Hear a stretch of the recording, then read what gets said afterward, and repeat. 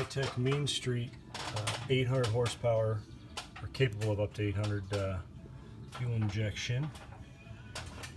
See, I've still not been able to hook up the Bud Light air box to the engine hoop here. Got to figure that out one of these days. But this is the same air cleaner setup off the Holley carb. Just had to get a bolt and cut it to the proper length because the threads were different than they are on the Holley carburetor, so that threw me off a little. That was an extra trip to the store for that bolt. See, here is vacuum line to the distributor and vacuum line, same as the bottom, same as the carburetor hookups here to the PCV valve. Then high pressure fuel line here. Because I'm using their fuel command center, I do not use the fuel return, which is over on this side. It comes with a nipple on here, but they give you this plug to block this off if you're not using a fuel return. So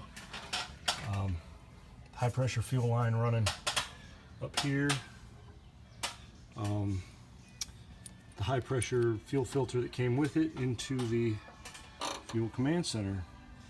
This is the line coming up from the mechanical fuel pump on the engine in, and then we've got high pressure regulator and then low pressure. They want you to run like 8 psi from your mechanical pump. Then there's a vacuum tube that goes to a ported engine vacuum for some reason which I don't know, and then a vent tube here runs back. Then you've got a positive and negative here. This the positive runs, this I just ran up and grounded right here. But the positive runs back for the radiator here. I kind of tidied it all up here. Around the battery and into this plug.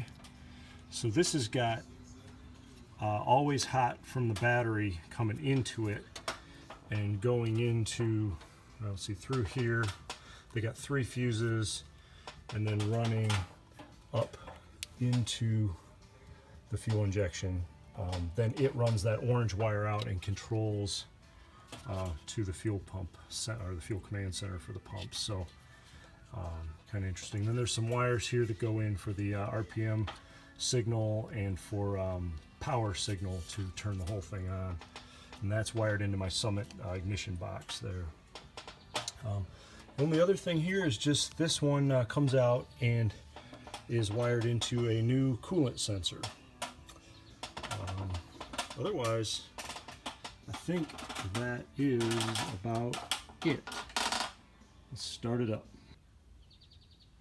Got the little command module thingy here, temporarily set up. Had to run these 2 wires for the power and the stuff through the firewall. Right now it's just a super temporary setup, but let's see here if we can fire it up.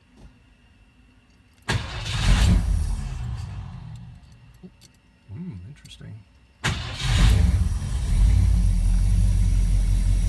One problem was having, this does not come on by itself, and if it loses power, it loses your initial setup.